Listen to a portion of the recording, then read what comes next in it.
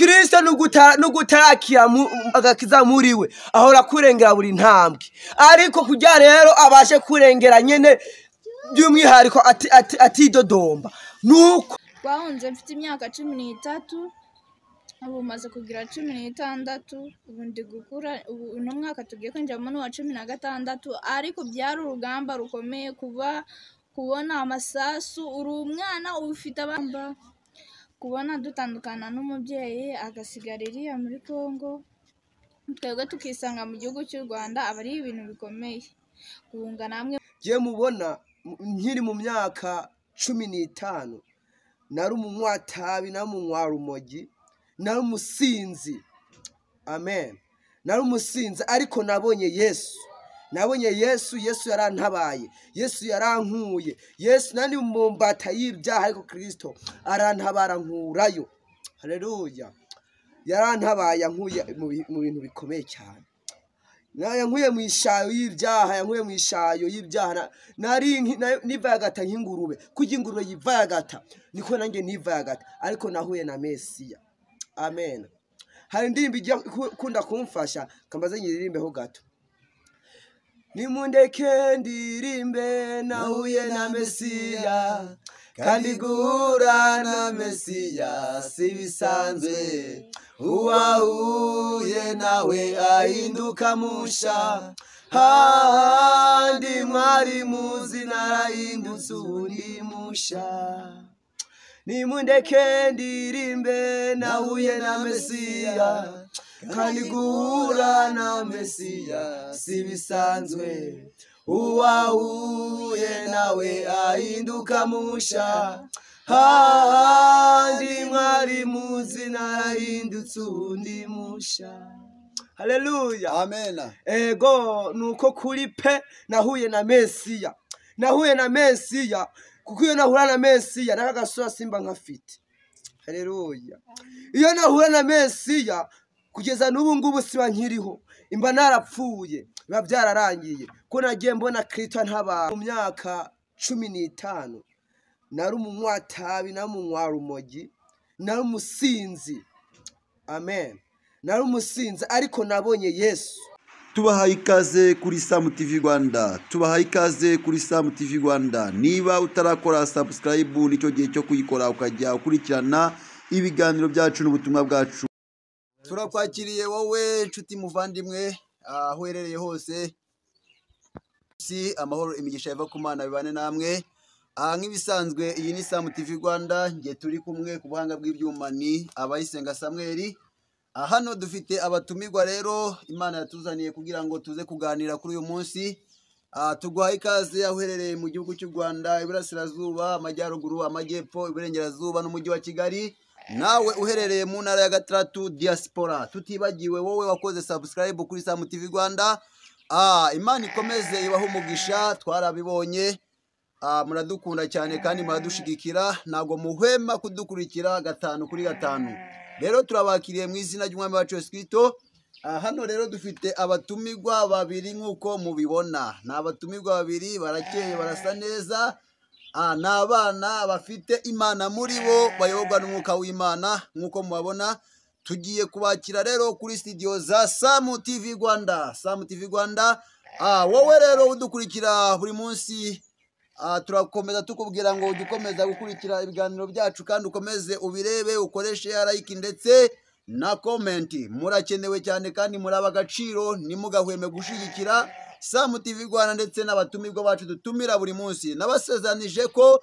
nzajya mbatumirira abantu batandukanye uyu munsi rero murabona ko imbere ya kamera hari abakozi b'Imana babiri ko mubabona hano uruhande rumwe hari umusore musanzwe mumuzi mwaramubonye kandi ubutumwa bwe bwarafashije cyane rero yaje ati sindaza njyenyine hari n'undi mukozi w'Imana mfite ukiri muto umukobwa mwiza cyane wubaha Imana n'abantu bayo rero tubahaye ikaze na karibu kuri studio za Sam TV Rwanda rero reka tubakire kugira ngo babibwire banasenge dukomeze ikiganiro cyacu turabakire bakozi b'Imana amen murakoze cyane kutwakira none aka kanya nyamaze nange nakire uwo twagendanye kugira ngo nawe abanze azamure ishengesho kugira ngo izindi gahunda zibandanye.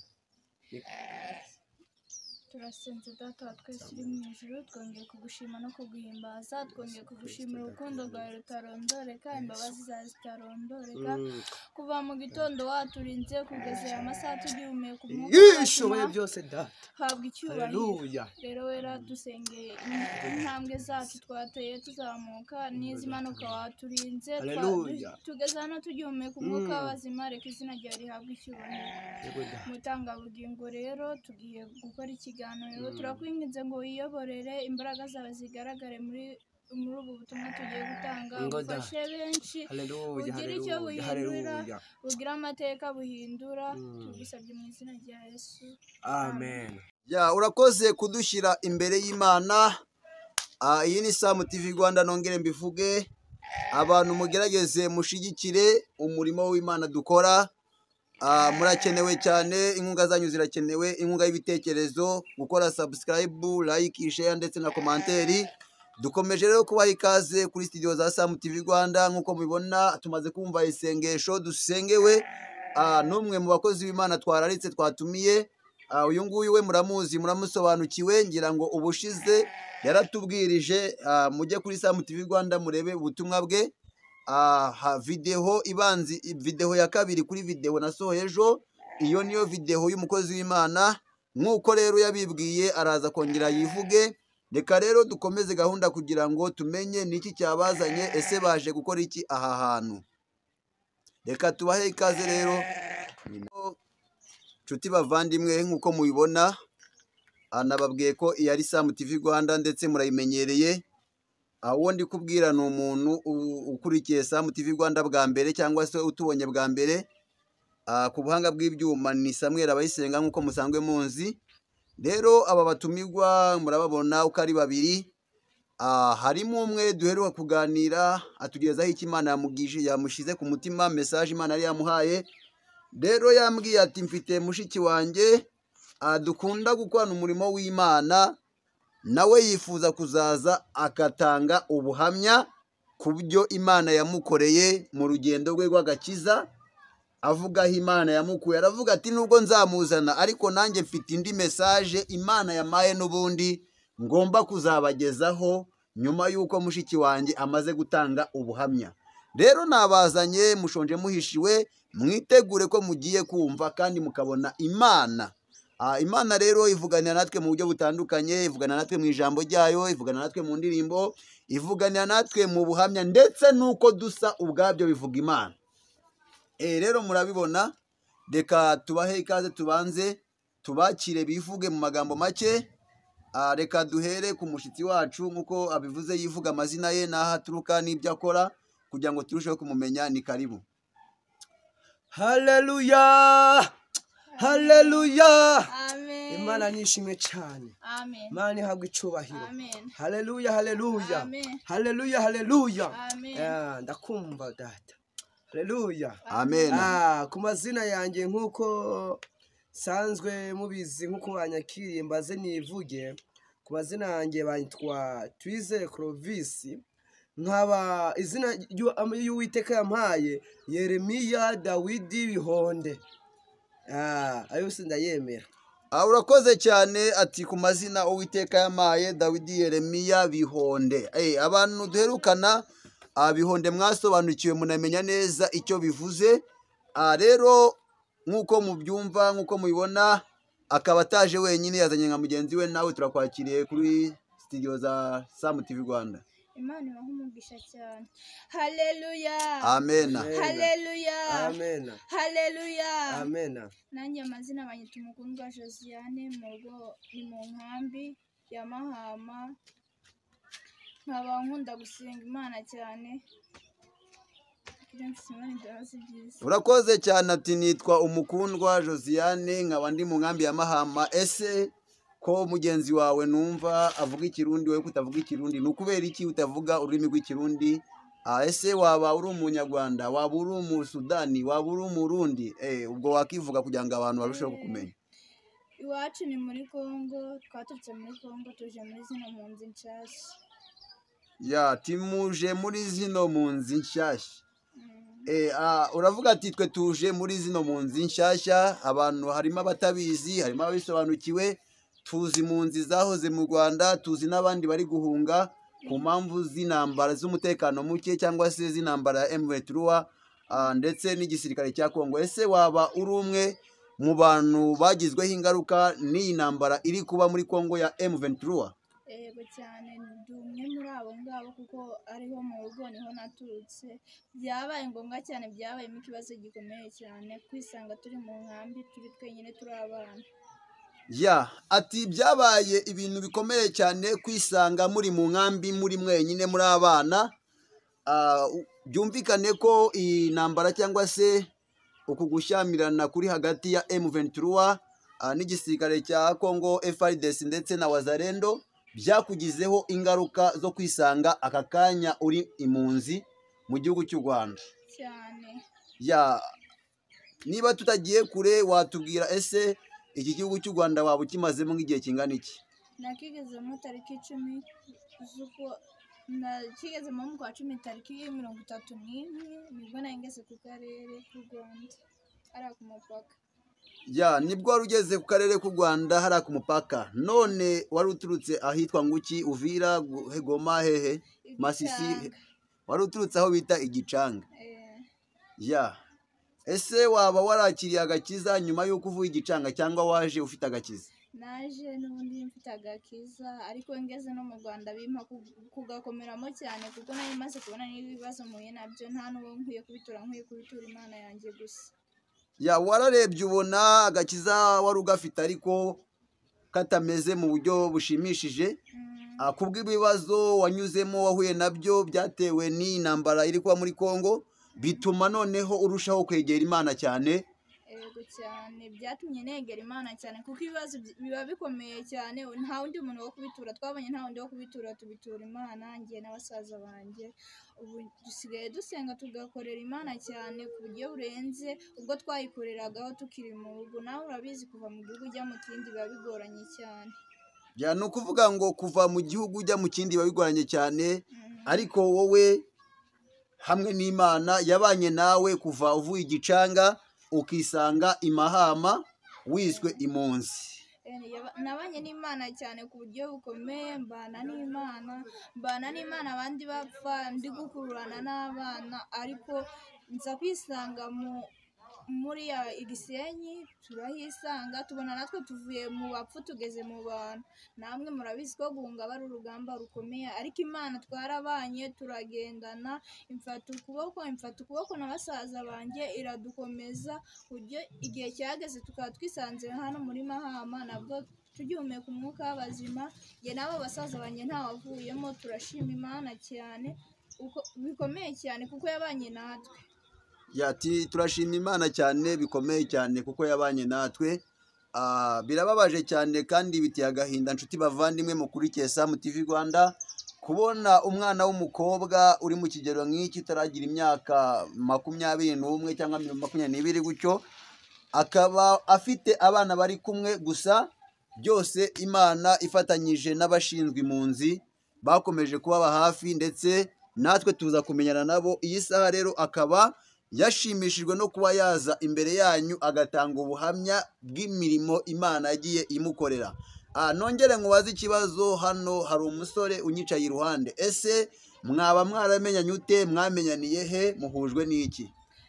Uno musore twahuriye mu bintu byo gusenga cyane, nasanze ari umukozi w'Imana tukigera hano tuba inshuti, akazajya njyana mu bintu byo gusenga cyane kuko nanjye nari ntaramenya hano ngo menye ngo nasengera he mu gihe nk'iki, mu gihe cy'akababaro mbese naba ndi hehe.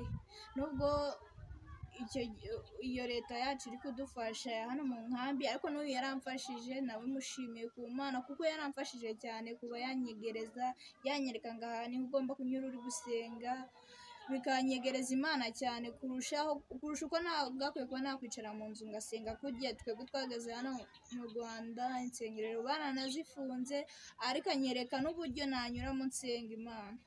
Ni ukuvuga ngo wageze inaha uvuye Igicanga nk'uko bivuga, uhagerana n'abo muvukana abavandimwe bawe, mu kuhagera kugira ngo Imana ikwereke ko ikiri kumwe nawe, iguhuza n'umukozi w'Imana, umuhanuzi w'Imana Clovis uzwi ku izina Bihonde. Umaze kumenya amateka ya Clovis Bihonde, usobanukirwa neza yuko Imana iri muri we, uravuga ati uyu muntu yaba ari umuntu w'ingenzi wasobanukiwe n'iby'Imana, reka muyoboke arusheho kunyobora inzira y'agakiza. Ikibazo cy'amatsiko kiragira kiti, watubwiye ko usengera mu itorero ryitwa Abatampera, kandi Clovis yavuze ko yatubwiye ko asengera mu itorero ryitwa Deliverance.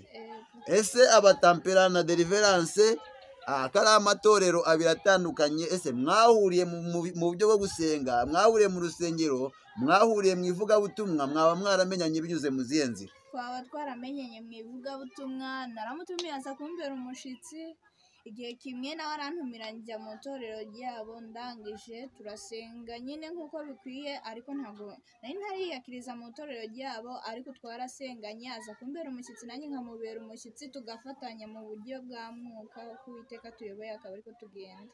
Uko Uwiteka abayoboye akaba ariko mugenda. Ndongera nkomeze nkubaze ibibazo.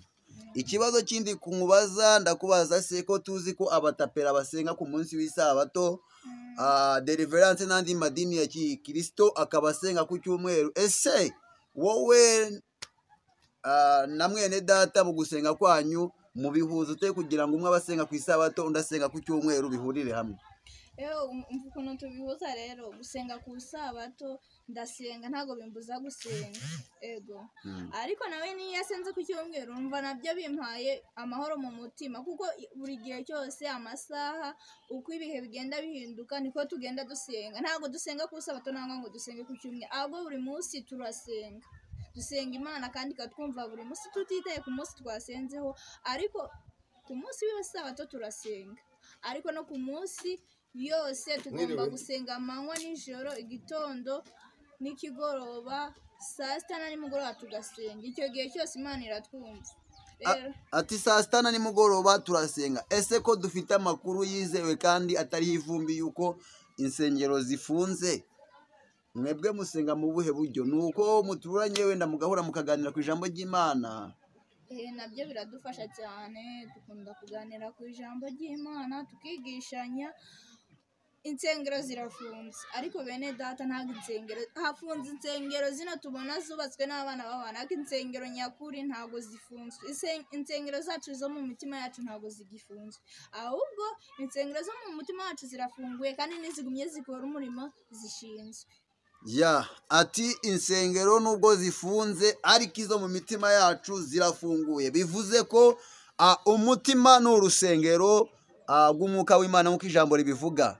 Rero nshuti bavandimwe, twarimo tumubaza bimwe mu bibazo mwakabaye mumubaza, ariko nawe ufite ikindi kibazo wamubaza, uraca muri komanteri wandike, tuzaguhuze nawe ugire icyo umubwira. Kandi ufite n'ubufasha wamufasha. Urumva niba baravuye igicanga ntabwo mazi, ahantu nzi ni ku Gisenyi niho nageze, nabwo naho bita mu Bigogwe sindaharenga ka Mutwa.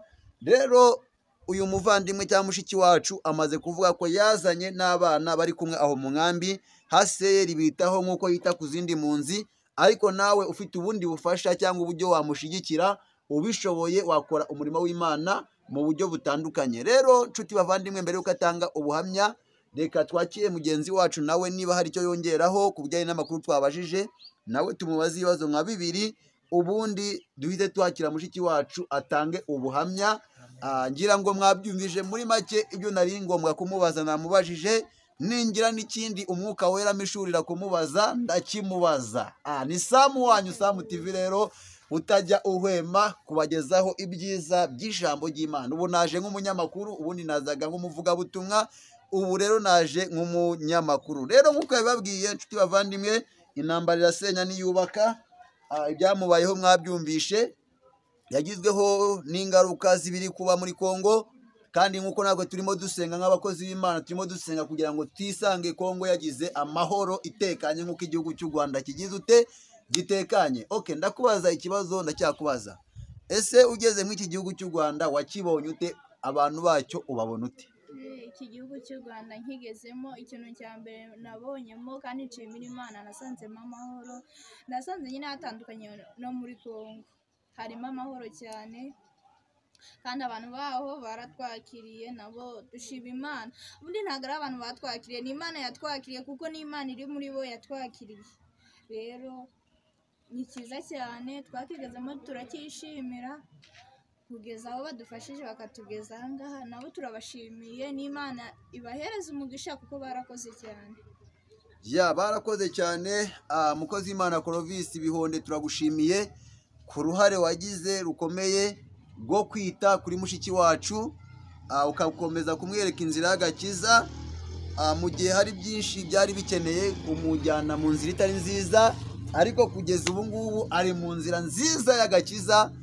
Ntabwo ameze nk'aba bandi bajya mu nzira zitari nziza. Hari abaza nk'uko afite abana bari kumwe ari ubahagarariye, ugasanga agiye mu busambanyi, agiye mu businzi, agiye mu zindi ngeso zitari nziza, ariko we Imana yamuhuje na Clovis, imaze kubahuza akomeza kumutoza inzira y'agakiza. None bitumye namwe ubwanyu bakunzi ba Sam TV Rwanda, nimvuga abakunzi ba Sam TV Rwanda, nawe utaraba umukunzi wayo aka kanya, amavuta yo kuba umukunzi wa Sam TV Rwanda mbikwatuyeho mu izina rya Yesu. Reka imirimo y'Imana ikorerwe muri wowe kugira ngo urusheho gukunda Sam TV Rwanda. Rero tuzatubazanira abatumirwa batandukanye nk'uko twabibabwiye. Niyo mpamvu rero aka kanya tugiye kwakira mwene data kugira ngo nawe agire icyo avugaho mu magambo atarenze abiri, ubundi twakire ubuhamya bwa mushiki wacu. Arabaha resume, ubundi azabutanga mu kindi gihe. Nimugaragaza ko mwamukunze, mukandika muri commentaire uko mwamubonye, mukandika muri commentaire uko mubyumva, ndetse niba umukeneye wandike usaba ngo azagaruke, tuzongere tumugarure nk'uko twagaruye mwene data.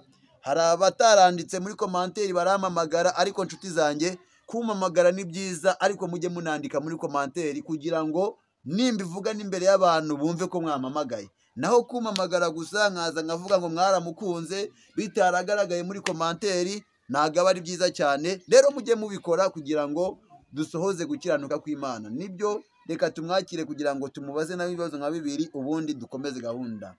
Mr. Clovis, tugiye kukubaza ikibazo. Ese yaba ari inshuro ya kangahe wari wicaye kuri kamera ya YouTube kuva tukwakiye?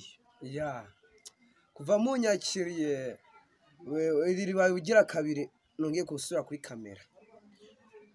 Nakubajije kuva tukwakiye, simvuze ubu, ndavuga ubwo twakwakiraga. Yari inshuro ya kangahe? Yari inshuro ya mbere.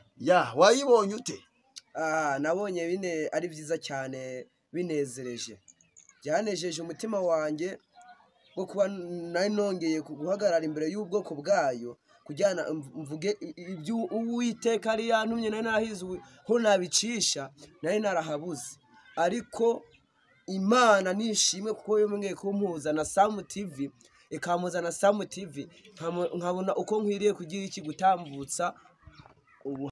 Ugiye kutugezaho ubuhamya nk'uko wabivuze bw'ukuntu wahuye na Yesu, mu ncamake uburyo wahuye na Yesu, uko banye na Yesu, n'ubuzima wagiye ucamo nk'uko wabituganirije. Ukuntu nahuye na Yesu nyine biba ari ibintu bigoranye, ariko kubera ko nari nkiri umwana ntabwo byari bigoranye.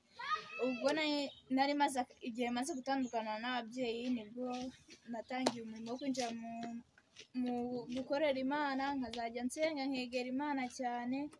Bigera igihe intambara iraba, imaze kuba ibibazo, nari ndi kumwe na tate muri Congo.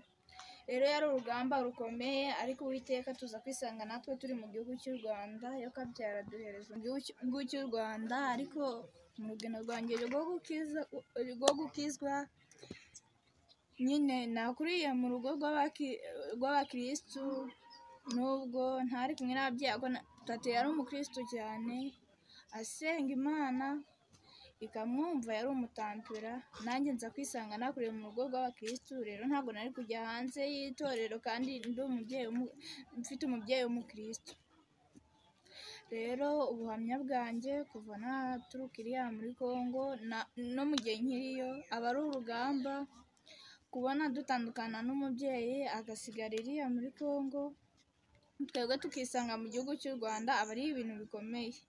guhunga namwe murabizi biba bigoranye, uri kubona grenade hari iri kwaka umwotsi ugacumba ukabibona, ukabona hari isasu umuntu akuguye imbere wowe ugatambuka, uhita ubona ko Imana yakwiyeretse, umuntu ukarenga impfu zigera muri 5, umwe agapfa umureba, bakamurasa umureba ari umusore, twebwe tukaza kwisanga uko turi bane twese tugifatanye ukuboko tugikomeje. Rero Imana yaranyeretse ndinda kurira nkiri umwana, twahunze mfite imyaka 13, ubu maze kugira 16, ubu ndi gukura, uno mwaka tugiye kwinjiramo n'uwa 16, ariko byari urugamba rukomeye kubona amasasu, uri umwana ufite abandi bana bankurikiye 3 bose, kandi bose ni ngewe ugomba ufite iyo nshingano yo kuba nabageza hano. Rero rwari urugamba rukomeye cyane, byari ibintu bikomeye cyane kandi bibabaje, ukabona umuntu arapfuye, ukabona wa mwana wareba ngo mbese uyu mwana arahari, ugasanga arahari.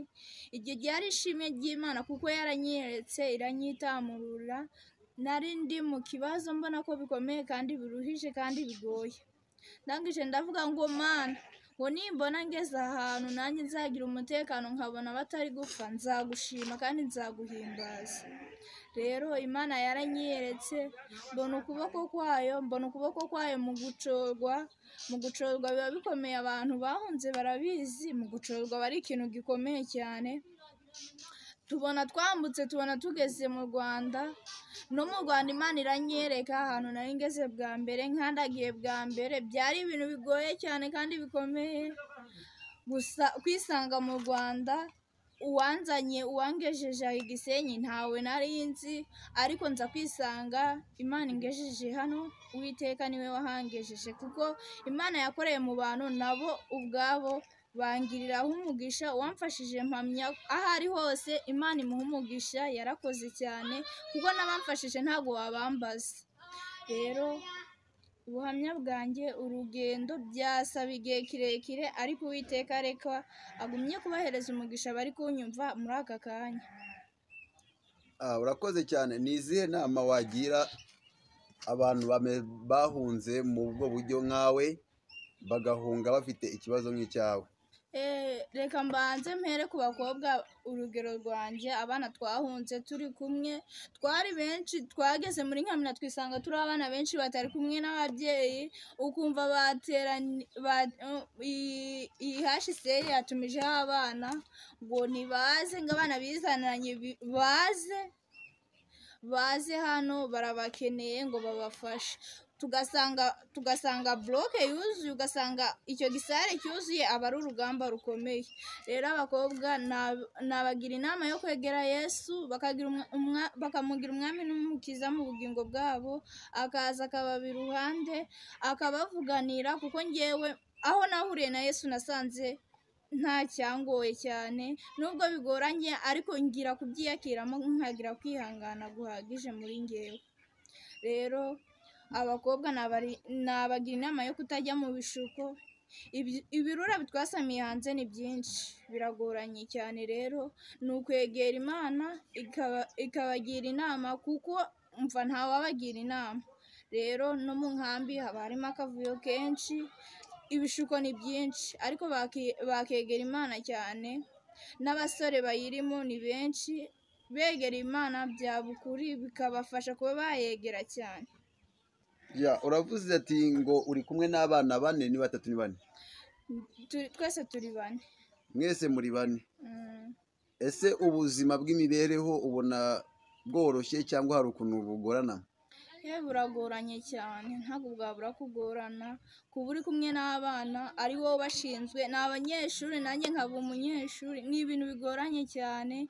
N'iyo HCR nyine baratugaburira, turanabashimye cyane, ariko kutugaburira nyine biba bikeya, kugerenjira 5,600 ni ikintu kigoranye, uri umwana biba bigoranye mu mutwe nyine. Biba bigoranye mu mutwe, ariko Imana nayo ikagenda yongera kubwo bufasha twavuga bukeya muhabwa na HCR.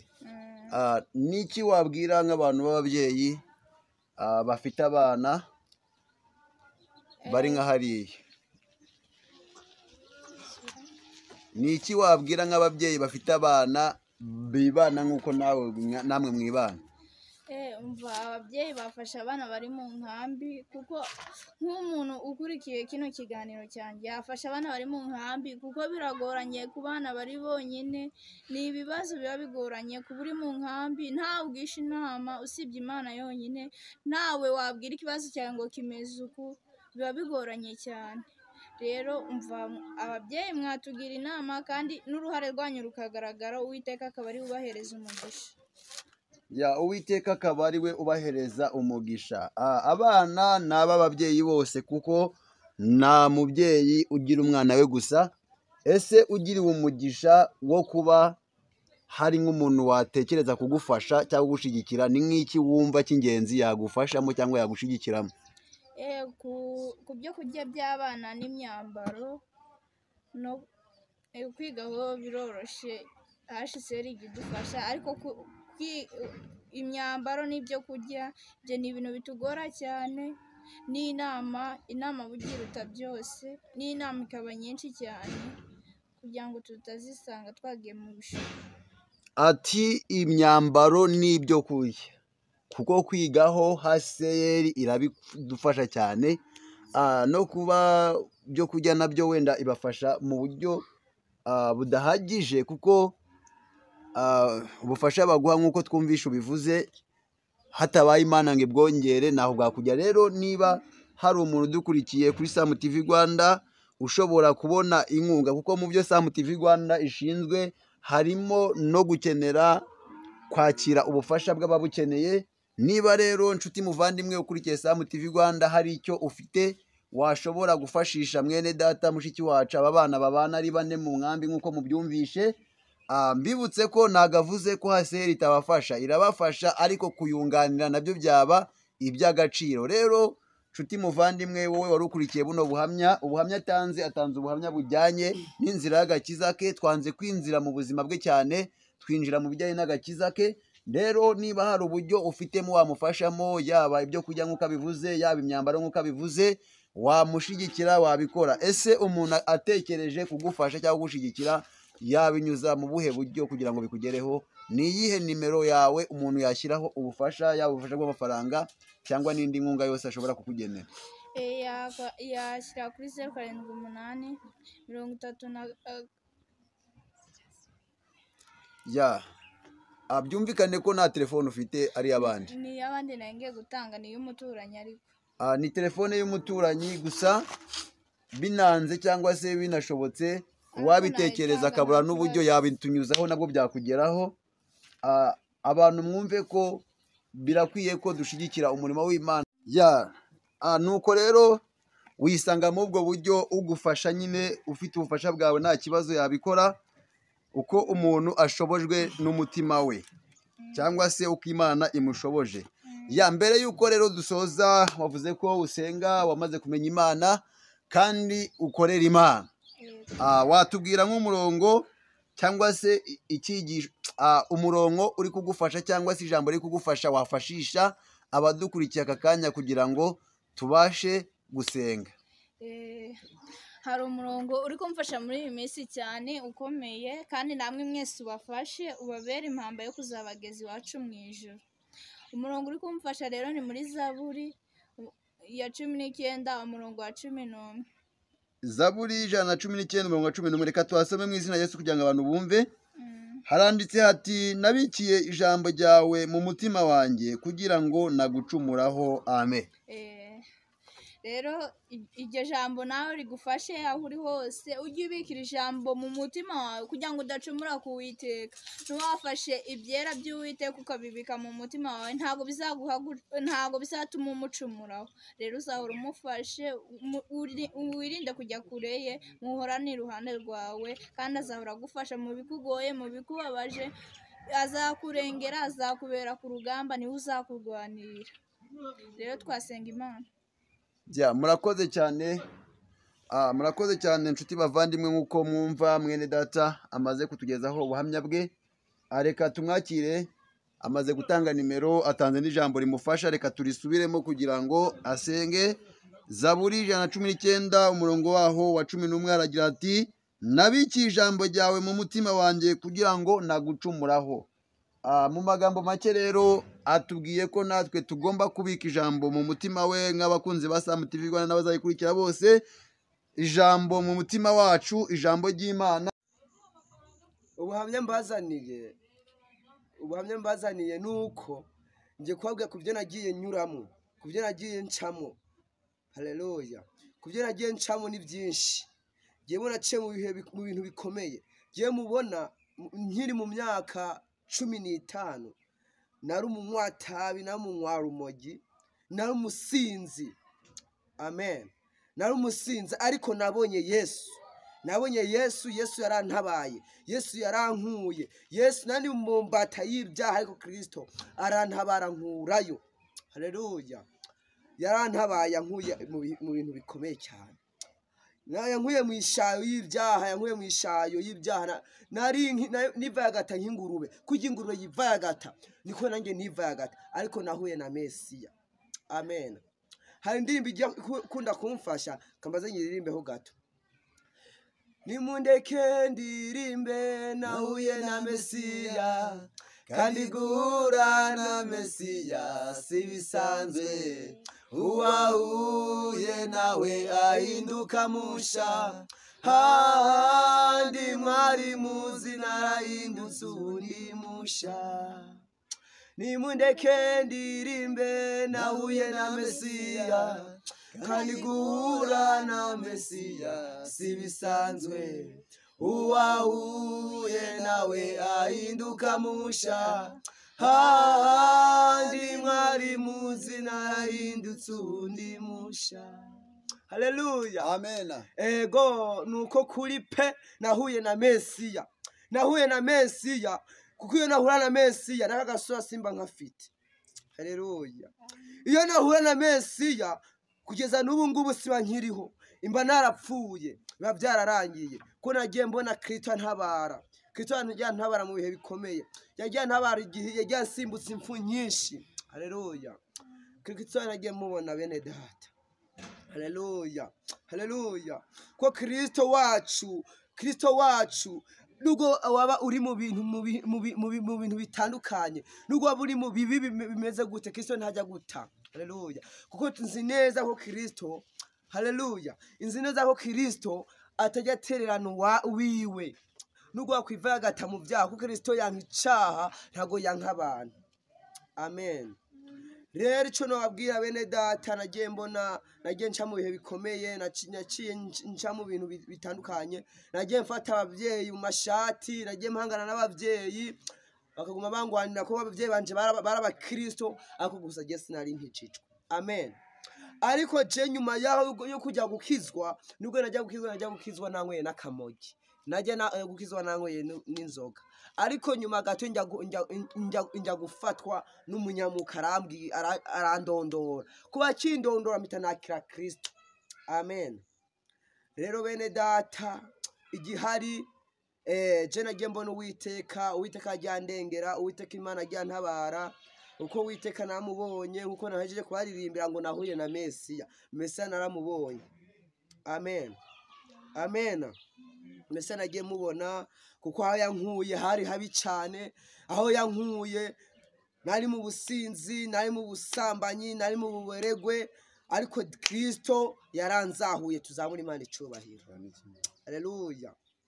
Kuko iyo ngeze hano hantu bitanumva ngeze kure, iyo nimo ndavuga ubuhamya bitanumva nujujwe, mba numva ngeze mu yindi si. Haleluya. Rero Uwiteka Imana namubonye n'ukuri bene data. Uwiteka Imana ni nyakubahwa, Uwiteka Imana arashoboye, Uwiteka Imana yagiye aturengera kenshi. Ko nagenda mubona no muri buno buhungiro, kuko natangwe guhindukira muri buno buhungiro turimo Gahani Mahama, niho nagiye muhindukira.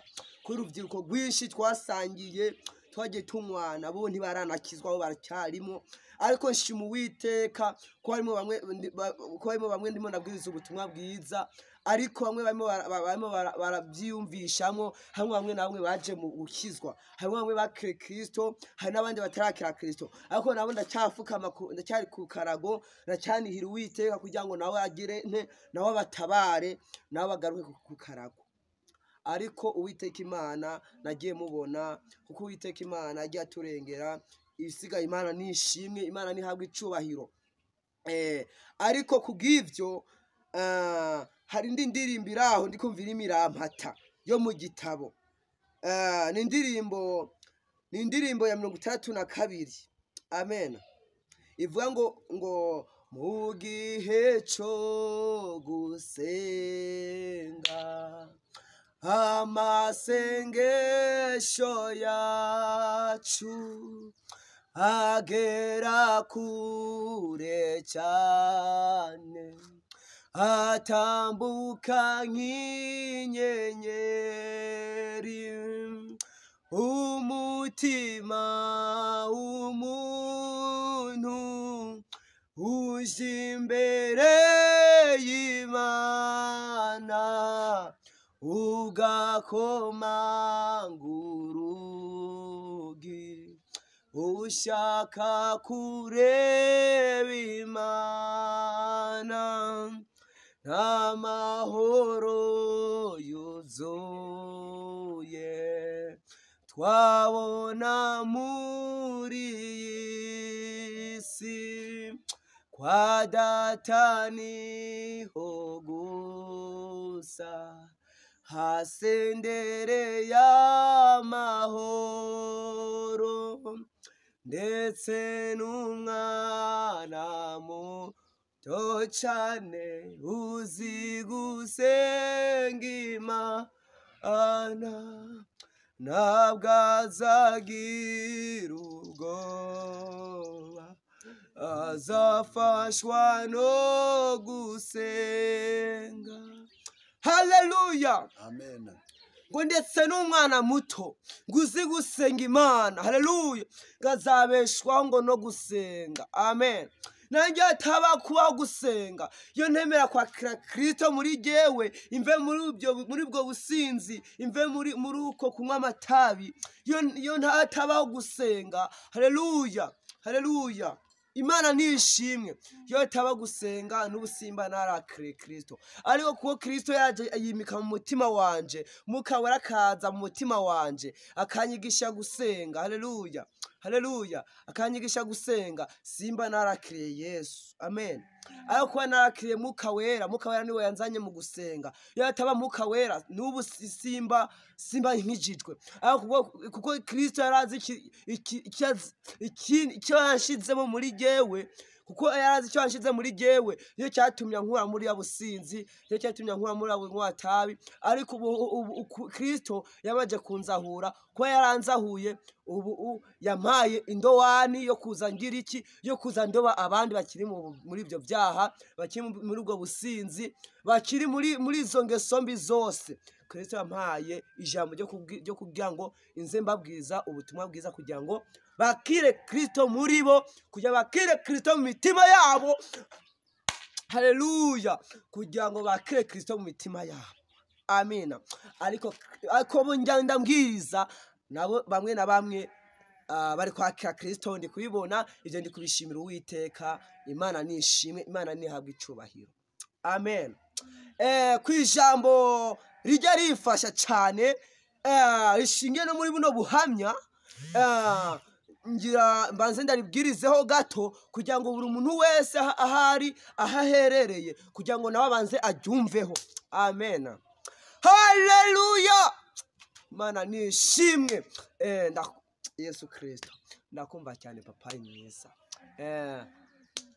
ngaho bya byiza mumfashijeho gato mukansomera muri Zaburi ya 71 ku murongo wa mbere usoma kugira ngo tubibanemo neza tugendane gake gake Zaburi ya 71 umurongo wa mbere kadusoma mu izina rya Yesu Uwiteka niwe mungiyeho singakogwe n'isoni haleluya ngo uwiteka niwe duhungiraho haleluya iyo tutadahungira ku witeka haleluya haleluya iyo tudahungira ku witeka n'ubu ntituba tukiriho n'imva yacu yaribagiranywe kuba twarahungiye ku witeka uwiteka ahora atubera ubuhungiro uwiteka agenda turinda impande intambwe n'intambuko uwiteka imana agenda turengera tuzamura imana icubahiro kubwo gukiranuka kwawe unyize unabare ngo kubwo gukiranuka kwacu haleluya iyo ukiranukiye uwiteka muri byose aragutabara arakurengera haleluya mu bibazo igihe umutakambiye igihe umufukamangiye uwiteka imana aramanuka akaza akabana nawe uwiteka imana akazakurinda uwiteka imana akazakurega tuzamura imana icubahiro haleluya unegera ugutwi unyize ngagutegera ugutwi ngagukize kuko iyo uwiteka iyo wamwiringiye iyo wamwambaje agutega ugutwi akakumva akamanuka no kugutabara akagukiza mu ngwara zazo zose ubugwaye akaza akitamurura haleluya tuzamura imana icubahiro umbere urutare rw'ubuturo ngatinga iyo wamaze kwimika Kristo muri wewe akubera ubuturo haleluya haleluya akubera ubuturo arakurengera mu bigaragazo byabyo byose abana nawe arakurengera cyane kuko uwiteka imana ni imana itajya ihinduka ni imana itajya yivuguruza haleluya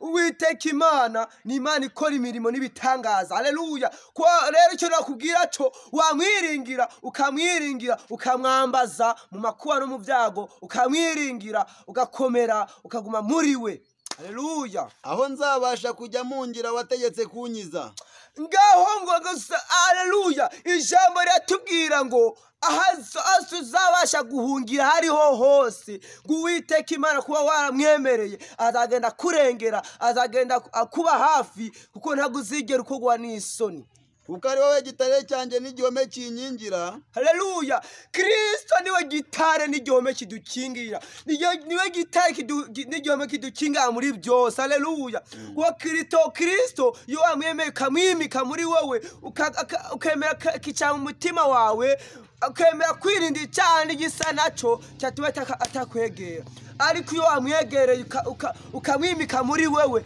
ukamurengera muri byose Kristo haleluya akurengera amina akakubera ubwihisho tuzamura imana icubahiro mana yanjye nyarura mu maboko y'umunyabyaha haleluya Kristo niwe atwarura mu maboko y'abanyabyaha haleluya iyo wamaze kwakira Kristo muri wewe ukitandukanya icyaha n'igisa nacyo arakwarura agakukura muri biriya byaha urimo ukamwakira hanyuma nawe akagusezeranya mwuka wera haleluya tuzamura imana icubahiro nyarura mu maboko y'umunyarugomo ukiranirwa ngo haleluya iyo wamaze kwimera Kristo akwarura mu maboko y'abanyarugomo bose abaguhigaga abagushaka bose Kristo araza yamara kuza akaza akakwarura mu maboko y'abanyarugomo bose haleluya tuzamura imana icubahiro kuko ari wowe byiringiro byanjye mwami w'uwiteka kuko Kristo niwe byiringiro byawe iteka ryose